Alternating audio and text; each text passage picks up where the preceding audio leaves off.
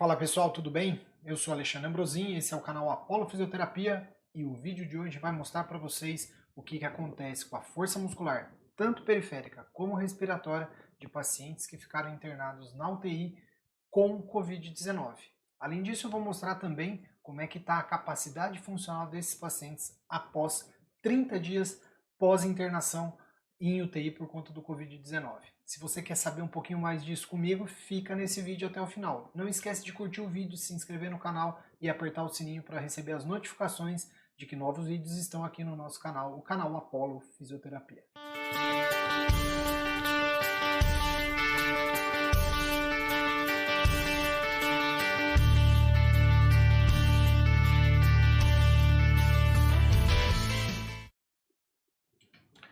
Bom pessoal, então todo mundo sabe que o Covid-19, uma parte dos pacientes que têm Covid-19 acabam indo para terapia intensiva e na terapia intensiva eles acabam precisando de ventilação mecânica, a maioria desses pacientes. Muitos desses pacientes estão conseguindo sair do processo mais grave, mais agudo do Covid-19 e o vídeo de hoje vai falar um pouquinho para vocês a respeito da força muscular e da capacidade funcional após o paciente ter alta da UTI por internação por conta do Covid-19. O que será que acontece com esses pacientes após a sua internação, né, após a sua alta da UTI por conta do Covid-19? Bom, o que nós sabemos, né, é que, como eu disse para vocês, que o Covid-19, uma grande parte dos pacientes que vão para a UTI são aqueles que apresentam insuficiência respiratória por consequência dessa pneumonia gerada pelo Covid-19, e aí esses pacientes precisam de ventilação mecânica. Sabe-se já que muitos pacientes que precisam de ventilação mecânica acabam por apresentar fraqueza muscular, tanto respiratória como periférica. Então, em torno de 50% dos pacientes que vão para a ventilação mecânica podem apresentar tanto a fraqueza muscular respiratória como também a fraqueza muscular periférica. E aí, o que se deve pensar é em sempre tentar inserir no programa de reabilitação desses pacientes a fisioterapia o mais precoce possível. Ou seja, mobilizar esses pacientes, fazer com que ele acorde, com que ele faça atividades o mais rápido possível para tentar minimizar os efeitos, tanto da ventilação mecânica, do imobilismo e de outras condutas que o paciente é submetido dentro da UTI. E a questão, né, esses dados, eles são relacionados a pacientes que estão internados na UTI por diversas causas. E a questão principal é, será que no Covid-19, como é que se comporta essa questão relacionada à fraqueza muscular, respiratória e periférica? Como é que isso acontece nesse tipo de paciente? Então, o que se quer saber é qual será a prevalência da fraqueza muscular no paciente com Covid-19 após a alta da UTI e quais serão as variáveis, né? Quais são as variáveis que podem estar relacionadas a essa fraqueza. Para responder isso, né, esse artigo, que eu vou deixar aqui na descrição desse vídeo, esse artigo ele tentou responder essas questões. Vejam bem, esse é um estudo retrospectivo, então a gente sabe, né, eu sempre quero alertá-los que os estudos retrospectivos eles têm uma qualidade, eles têm uma importância, mas a gente não pode tomar isso por regra, então fiquem atentos no tipo de estudo. Foi realizado esse estudo em 2 hospitais, o que totalizavam 90 leitos de UTI voltados para o tratamento de pacientes com Covid-19. 2 hospitais, o Hospital 1, chamado aqui de Hospital 1, era um hospital que iniciava a fisioterapia só após a retirada do bloqueador neuromuscular. Já o Hospital 2 tinha um protocolo cujo início da fisioterapia acontecia mesmo com o paciente submetido ao bloqueador neuromuscular. São 2 protocolos diferentes, vejam lá, no Hospital 1, o paciente não responsivo, ele era submetido, mesmo que não responsivo, após a retirada do bloqueio neuromuscular, mesmo que não responsivo, ele iniciava a eletroestimulação.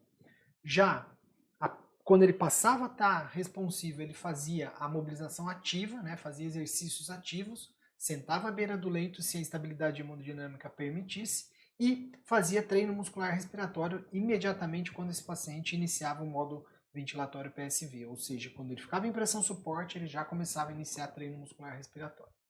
Já no Hospital 2, a mobilização passiva era realizada nos pacientes mesmo com bloqueador neuromuscular, ou seja, naqueles pacientes não responsivos, só começava também a atividade ativa quando responsivo e sentava à beira-leito, assim como no hospital anterior, sentava à beira-leito quando esses pacientes tinham estabilidade hemodinâmica. Neste protocolo do Hospital 2 não havia treino muscular respiratório e nem eletroestimulação nos pacientes, então não eram realizados nesses dois pacientes, nesse protocolo 2, essas duas atividades. O que se caracterizou aqui, o que se pensou, né, como ponto de corte para fraqueza muscular respiratória, para fraqueza muscular periférica e para avaliar a capacidade funcional? Então, no caso da fraqueza muscular respiratória, quando o paciente apresentasse uma PI menor do que 30. No caso da fraqueza muscular periférica, quando ele apresentasse um MRC menor que 46, e após 30 dias, esses pacientes foram reavaliados, eles foram questionados se eles já eram capazes de caminhar mais do que 100 metros. Aqueles pacientes que não conseguiam caminhar mais do que 100 metros sem auxílio, eram considerados que tinham um déficit de funcionalidade, ok? Bom, aqui esse gráfico nos mostra tanto a força muscular respiratória dos pacientes que foram incluídos nesse estudo, como também o MRC. Então, o que nós temos aqui, né, nos quadrantes aqui? Nós temos, então, alguns pacientes, poucos deles, a maioria deles ficou para lá, né, ficou aqui para baixo, mas alguns pacientes, em torno de 6 pacientes, foram pacientes que não apresentavam nem fraqueza muscular inspiratória, como também não apresentavam fraqueza muscular periférica. Então, são pacientes que não tinham fraquezas.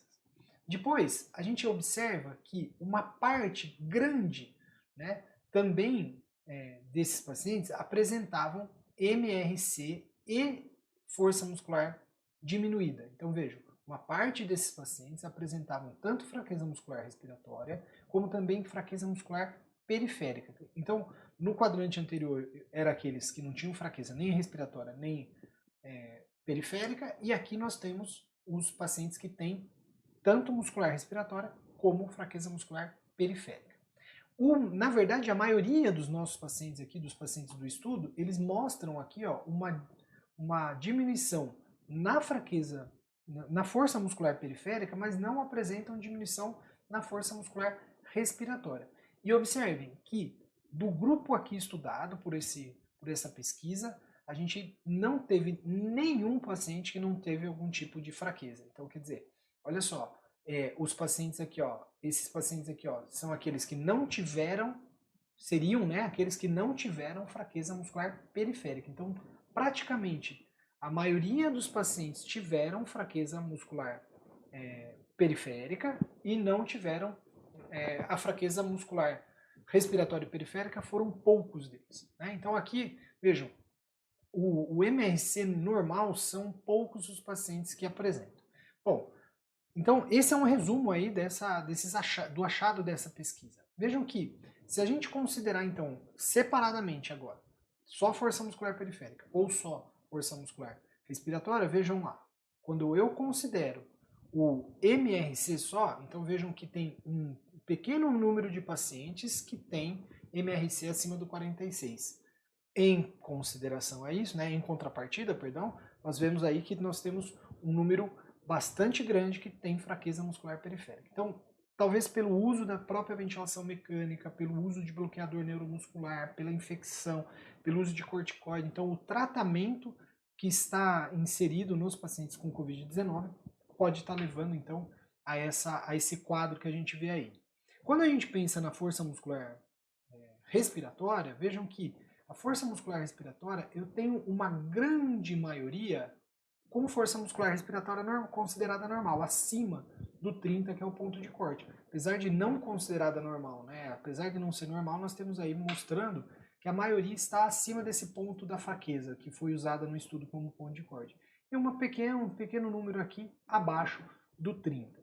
Bom, e o que será que determina, né, essas fraquezas que a gente acabou de mostrar aqui? Então, vejam lá.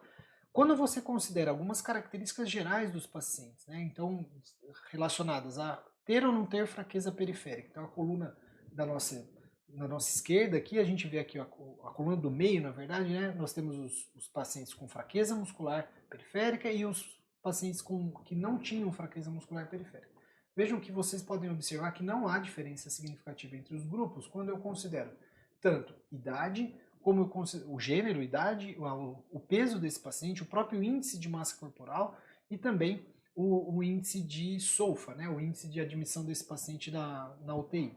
Bom, quanto às comorbidades, vejam que as comorbidades também não foram fatores que determinaram a fraqueza muscular periférica desses pacientes. Agora, em compensação, se vocês observarem agora, ó, então, subindo a tela aqui, a gente vai ver que um dos fatores que foi considerado significativo é o uso de algumas medicações, olha aqui, ó, de catecolaminas. Então a gente vê aqui que tem uma diferença significativa, aqueles que usaram as catecolaminas e tiveram fraqueza muscular.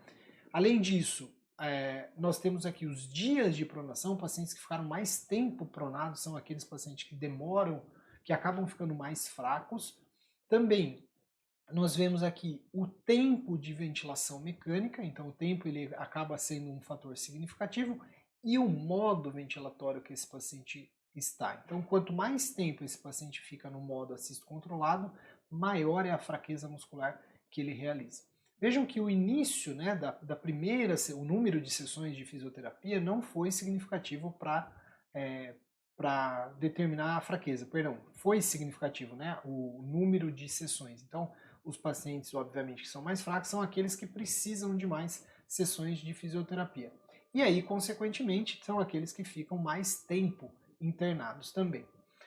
Então, obviamente que o score aqui é diferente, o MRC é diferente, não tem diferença quando você compara o grupo de fraqueza muscular periférica e compara a força respiratória deles, não houve diferença.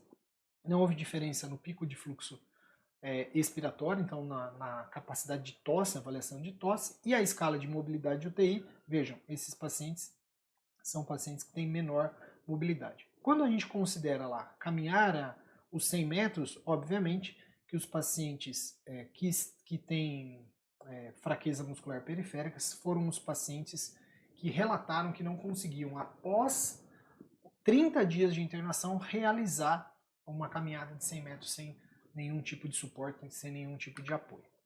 Aqui, ó, a gente apresenta para vocês, né, nos grupos fraqueza e não fraqueza. Primeiro de tudo, quero chamar a atenção de vocês que não há praticamente nenhum evento adverso relacionado às atividades que a fisioterapia realizou. Vejam, aqui, ó, quando a gente observa durante o treino muscular respiratório, houve alguns efeitos adversos, mas esses efeitos, segundo os autores, não foram efeitos significativos, foram revertidos simplesmente interrompendo a atividade. Vejam, então, ó, a mobilização passiva, ela não consegue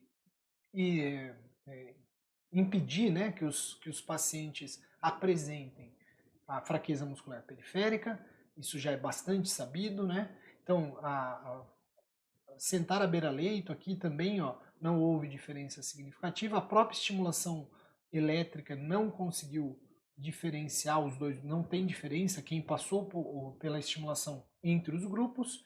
E aqui, onde tem a única diferença significativa foi em relação a você colocar o paciente verticalizado na cama.